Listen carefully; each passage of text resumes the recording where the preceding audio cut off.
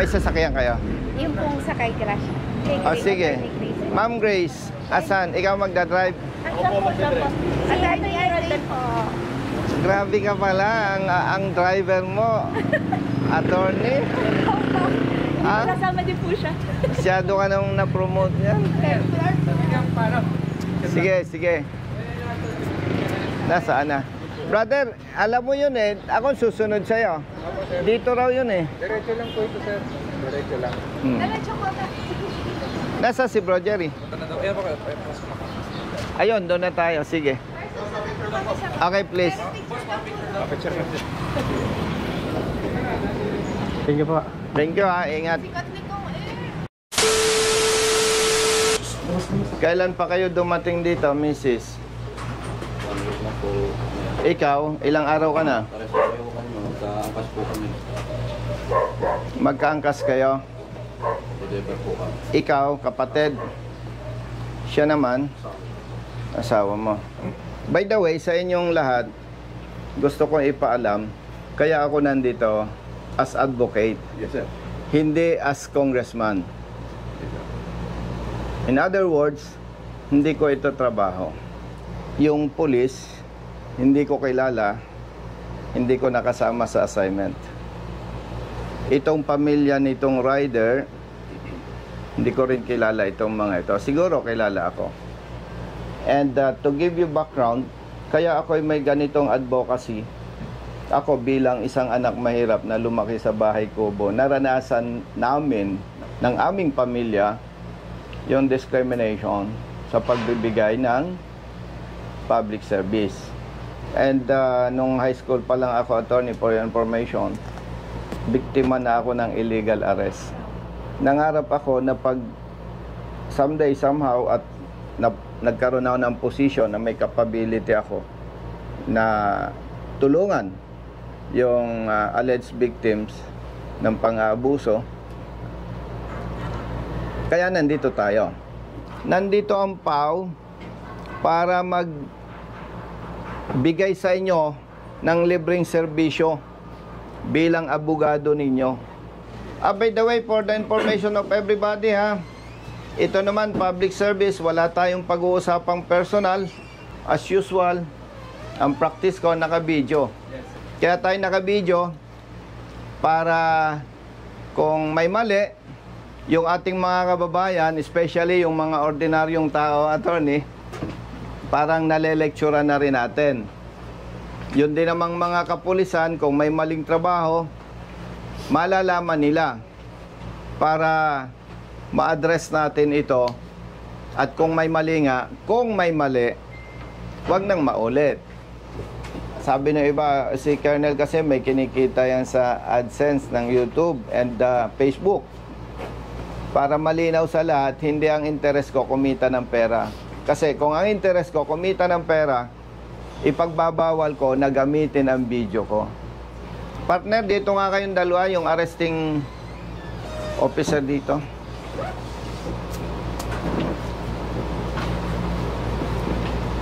Okay, dahil late yung isang arresting officer, papaalam ko sa lahat, kayo hindi ko kilala, hindi tayo nagkasama sa assignment. Yun naman pamilya nitong arrested person, hindi ko rin kilala. Nabanggit ko yan to inform everybody na wala tayong personal issue dito. Brothers, for your information, may kasama akong lawyers from PAW. Para, siyempre, ayan ay naisampa na ang kaso according to your chief. At yan naman, kahit hindi pa naisampa ang kaso, hindi ako pupunta para arborin o hingiin ang kaso. And as SOP, napakaganda ng ating government, mayroong in-establish na Public Attorney's Office. Kasi alam natin, marami sa ating mga kababayan walang kakayahang kumuha ng sariling abogado. At yung kasama ko, si Colonel Banastaw, siya ang Provincial Chief ng Internal Affairs Service dito sa Quezon Province. At ang mandato naman niya, alam natin, kung may mali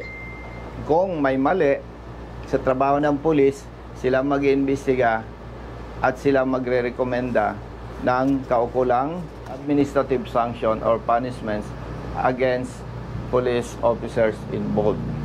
So, nandito tayo hindi para ako ay mag-imbestiga.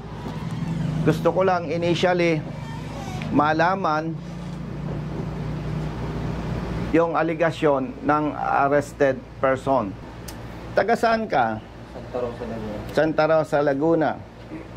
Ikaw ay delivery rider. Lalamog po. Lalamove. Yung item, ano yung item? Ibon po. Ibon. Anong klaseng ibon? Martinez. Martinez.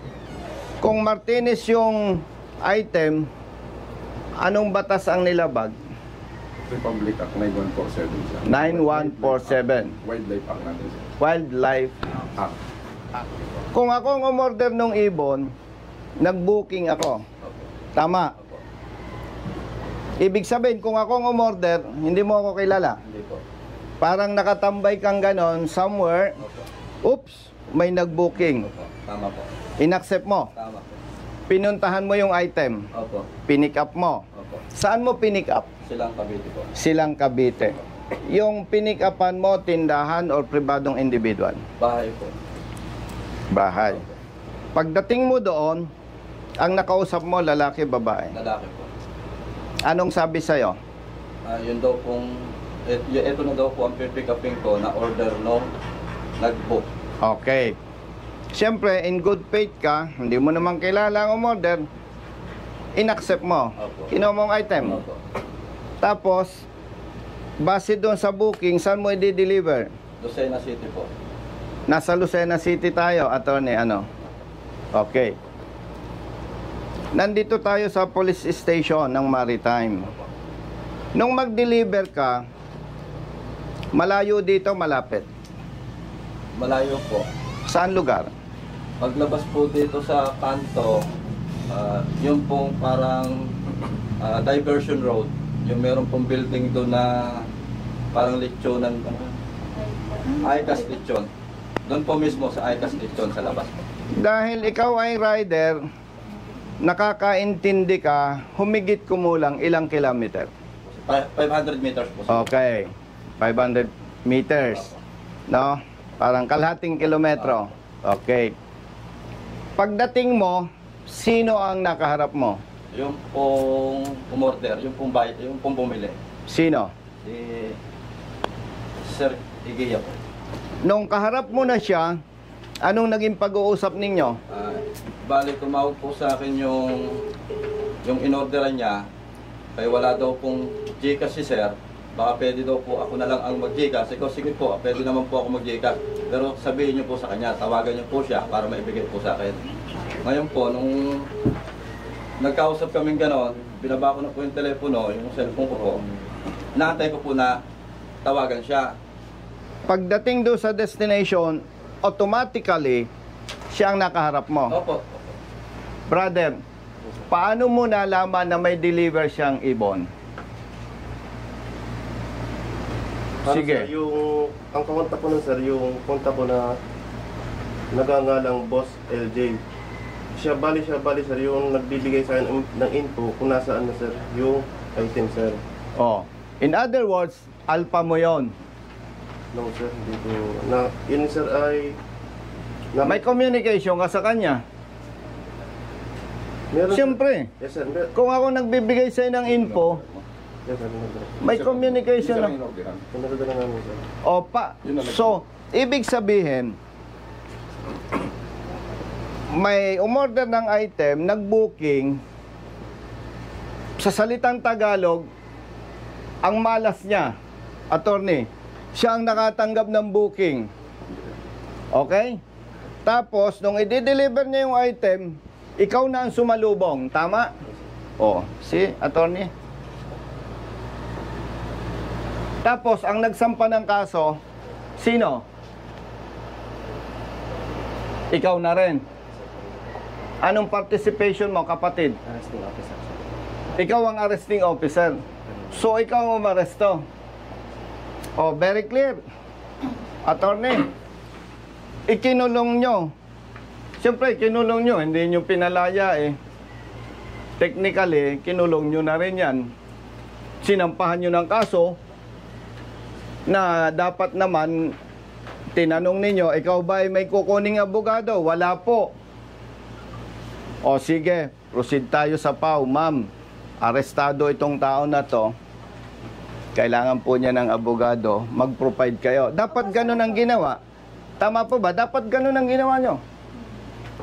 Hindi ko kayo hinahamak, mga kapatid na pulis. Pero nakikita ko, hindi kayo galing sa mayamang pamilya. Ibig sabihin, dalawa ang maaring dahilan bakit kayo nagpulis. Pangarap mong maging pulis para maging public servants. Ikalawa, para may maayos ka nga na buhay. Pambira naman. Maawa naman kayo sa katulad ng mga ito. Oh. Kaya ng konsensya ninyo? Ha? Chief, tinanong mo ba sila kung anong nangyari? Yes, sir. O anong kwento sa'yo? Yun nga, sir, nagkaroon ng transaction. Ito yung dumating.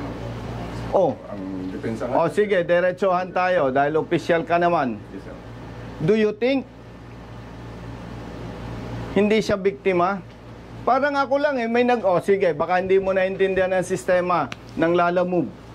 Nakatambay ako dito, may nag-book. Uy, layo naman. Pero okay na rin. Kikita ako eh. Actually po, Click. booking ko tatlo. Isang San Juan, Batangas, isang Lucena. Tapos nung papunta na po ako dito, ang daan ko po kasi is Patagaytay, pumasok po yung booking na Silang to Lucena. So, ikukunin na natin to. Total pa Lucena tayo. Tama. Di, para hindi ako saya, kinuha ko po yung Silang to Lucena. Di ba sa system ng Lalamove, Opo. may booking yan? Opo. Pinadala mo sa office yung kopya, no? Opo. Yung screenshot. Opo. Pinipicture po yan. And at the same time, Lalamove can provide official document Opo. or certification. Oh. Chief, may responsibility ka. Yes, sir. Kailangan alagaan mo ang tao mo. Yes. Sir, bali, kaya nga, sir, in-course namin yung kaso para ma-investigan po maigi, sir. Kasi Ay, nasa nako. ang depensa niya, nasa Lalamove. Yan, oh. Na-ebidensya siya. Ibig sabihin, kung naglalala mo, brother, yung kapatid mo, baka yung pang nadjamban. 7 lang po. Kaya ko lang po siya kinuha ng Juan kasi naging triple booking po ako. Ang San Juan ko po is 327. Tapos ang isang Lucena ko po is 500 plus. Ginawa na ni customer na 600. Di, may 900 plus na po ako. Ngayon, pag papunta po ako dito, pumasok po yung booking na Silang to Lucena. Sabi ko, kunin na natin to. Kasi para pambawi ng gasolina pabalik. Alam mo, Tony, malas lang nito eh. Siya ang naka-receive ng booking. Ganon kasimple yun. Imagine, ang galing mo, eksakto. Kung ako yung pulis, may asset ako, order ka, pa-deliver mo dito. O, huli ka. Balik ka dito, labag sa batas yan. Sasampahan ka namin ng kaso. Imagine, ha? Kaya ng dibdib nyo? Pambihira. Grabe kayo. Kaya ng dibdib nyo yan? Pamilyadong tao. Ako, hindi ako judgmental, pero very clear. Set up yan. Pambihira.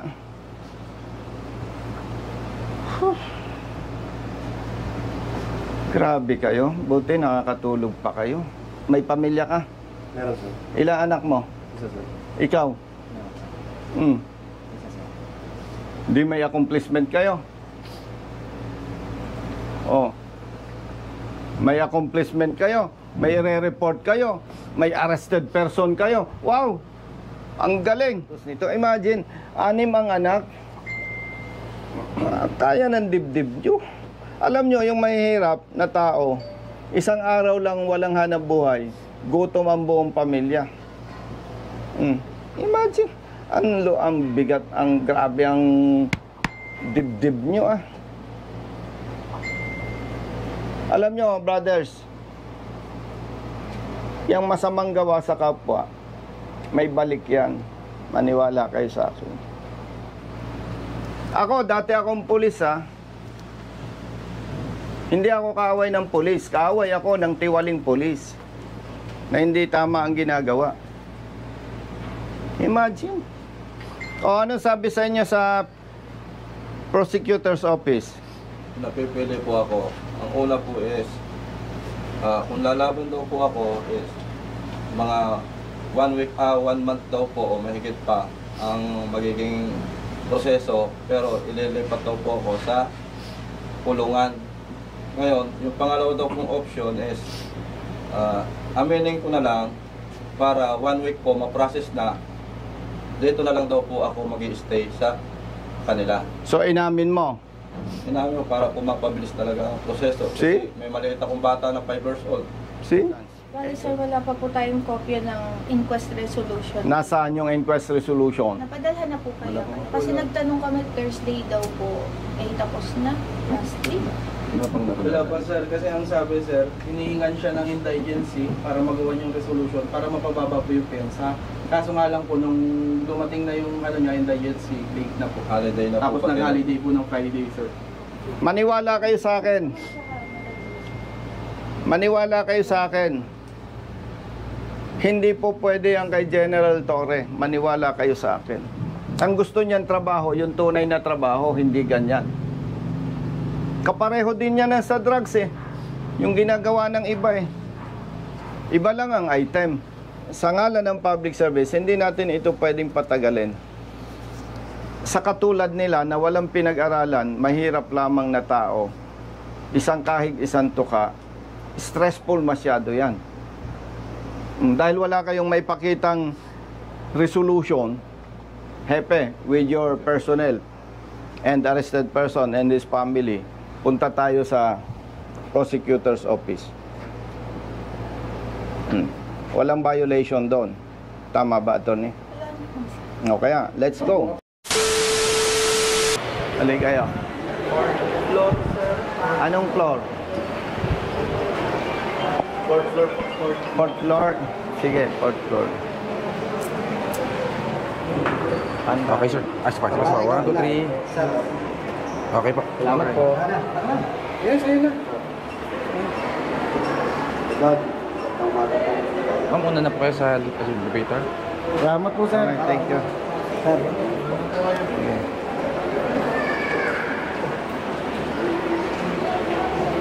Thank you po. Thank you. Attorney. Sige po. But ladies first.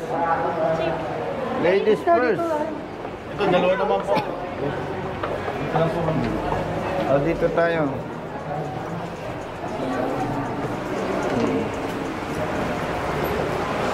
Saan yun? Dito po sana kayo. Ikaw. Si Chief Joel Toledo po. Si Boss, City Prosecutor. good morning. Good morning po. May kasama ako ha. By the way, Chief, public service ha? Wala namang usapang personal Yes, na. po. As usual, naka-video tayo. No problem po. Kasama ko yung mga kaibigan natin, Pau Lawyers. Yes, si Chief po. Kasama ko yung IAS, Police. Good morning po. Oo. Kasi, Chief, tumawag sa akin yung pamilya nitong rider. More than ilang days na? 1 week na po. 1 week na. Kami na attorney ng Pau Lawyers galing sa station. So far, wala silang ma-present na resolution. Nandun lang sila sa police station. That's why, nandito kami to check ano ang status nung sinasabing isinampang kaso. Sino ang piskal mo? Hindi ko po kalala kung sino. Kapatid, mawalang galang sa'yo, Tiger. Yes, Tiger. Di ba ang SOP, tatanungin kung may abogado siya o wala? Yes po, tinanong ko po siya. Ito po kasi Tiger, unang-una, pag mag-i-inquest kami, tinitingnan namin ang kaso kung meron kaming 3 kategorya. Unang-una, ito ba ay summary investigation, ito ba ay expedited preliminary investigation o ito ba ay regular na preliminary investigation, no? So meron tayong tatlong categories. Itong sa kanya po ay pumapatak ito ng summary investigation. Nung tinignan ko ang kanyang kaso, violation ng Section 27 ng RA 9147, ang parusa sa kanya dito ay pagkakakulong ng 10 araw hanggang 1 buwan. So mabilisan ito. Hindi ito yung ano na talagang tatagal ng gusto. Chief, dahil yan ay nandyan na, naisampa na ang kaso. Naisampa na itong kaso noong June 5. Ngayon kung may resolusyon na, ito yung na-file, pwede na po kayong magpiyansa. Sinabi ko po sa kanya yan, Sir, meron po ba kayong certificate of indigency para mapababa yung piyansa? Kasi kapag may certificate of indigency, pinaliwanag ko po sa inyo yan. Opo, natatandaan ko po yan. Ang magiging pensa yung pinakamalaki ay 10,000. Opo. Or kung mas maliit doon, halimbawa kung ang nakalagay na pensa, katulad dito ay 12,000, Opo. at magsasubmit ka ng certificate of indigency, magiging 6,000 na lang po ito. Opo. Pinaliwanag ko sa kanya, Sir, nasabi mo sa akin na kayo ay delivery rider lang. Kung ito ay may file na sa korte, gagawin niyo na po itong depensa. Di ba nasabi ko Opo, tama sa po. korte? Opo, tama po. Ngayon po, kung wala kayong abogado, may libre po tayong abogado sa PAW. Siya po ang magiging abogado nyo. Ito, may binubuhay kasi na 6 na bata, 6 na anak. Kaya ang concern ko, yung legal na pinakamabilis. Simula nung June 5 pa lang, pwede na po kayong magpiyansa kasi nandun na iyon. Attorney, ako may lakad pa sa Kongreso. Bibigyan ko ng pampiyansa. Sinong pwedeng mag-assist? Okay, kasi may hinahabol akong oras. Alam ko, hindi kayo pwedeng tumanggap ng pera. Magbibigay ako ng cash, aalalayan nyo na lang. Wala naman labag sa batas doon, no? Kasi gusto kong linawin sa inyo kung bakit nire-request ko sa katulad nilang hindi nakapag-aral, yung pinag-uusapan natin, hindi nila maintindihan. Kasama po namin, nandito lang po sa Oo, ganun na lang. I-assume natin na ma-approve yung reduction ng bail. So, 6,000. Ilang araw ka nang wala nga na buhay? 6 days po ngayon. Bibigyan na lang kita ng 6,000 plus 6,000 pampiyansa. Di 12,000. Dagdagan ko ng 3,000, di 15,000. Brother Matt, bigyan mo ng 15,000 yan. Ay, kung yun nga pala po tungkol sa motor ko na kuha, ano po pwedeng ikuha doon para ma-release din po? Attorney, yung motor niya, hindi pa marirelease yun. May motion to release po, kailangan request po yun na motion to release motor vehicle. May mga proseso din po nun. Oo nga, may proseso yun, pero gaano katagal yun? Sila, i-assist din po ng abogado na handling lawyer niya. Kayo na mag-assist. Kasi nasa court pa rin po.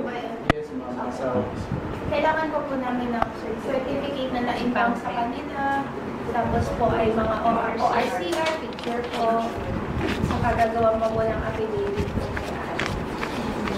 Sa inyo na nakapaalam. Sino ba yung Hindi po. Kapag- ba sa record na meron motor? Kapag 12,000 yung bail, halimbawa, hindi na-approve, sabihan mo ako sa office. Sige po. O, Mrs. Tawag mo. Maraming Senator na salamat po. mag-assist sa inyo. And, Iyas, ang gusto ko, mag-cooperate kayo. Hindi ko kayo inoobliga. Ang hinihiling ko sa inyo, mag-cooperate kayo. Magbigay kayo ng statement sa Iyas Opo.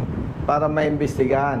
Opo. At kung may makita sila na mali na trabaho ng pulis, Opo. mabigyan ng administrative sanction. Opo, Kong. Okay? Opo, Kong. Umaasa tayo na sa tulong ng mga PAW lawyers, ma-release agad yung motorsiklo. Opo. Kasi yung po pang hanap buhay ko. Okay? Kong. Kapag hindi pa ma-release yung motorsiklo nyo, pinaka-the best, umuwi na muna kayo. Tawagan lang tayo. Pwede rin akong makipag-coordinate kay attorney Opo.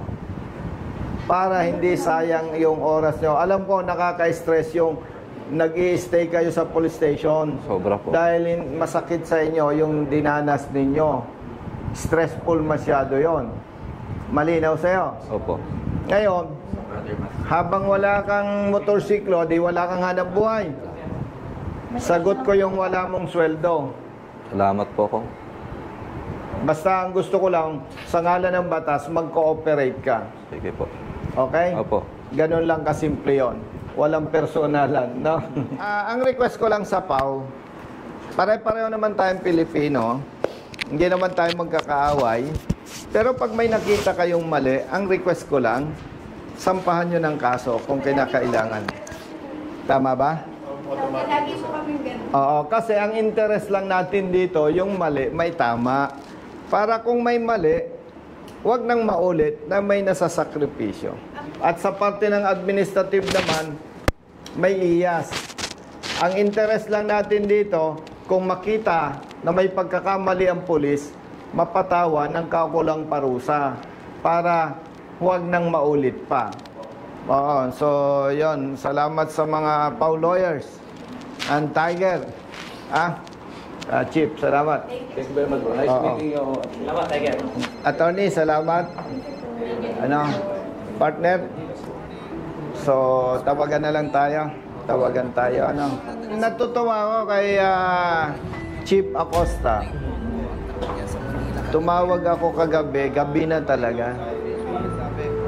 Pero immediately, nag-text sa akin, tapos nag-usap kami ni Ma'am. Oo. Ang galing. Basta sa tama may kakampi ka. Nandiyan si Colonel Busita. Nandiyan si Colonel Busita.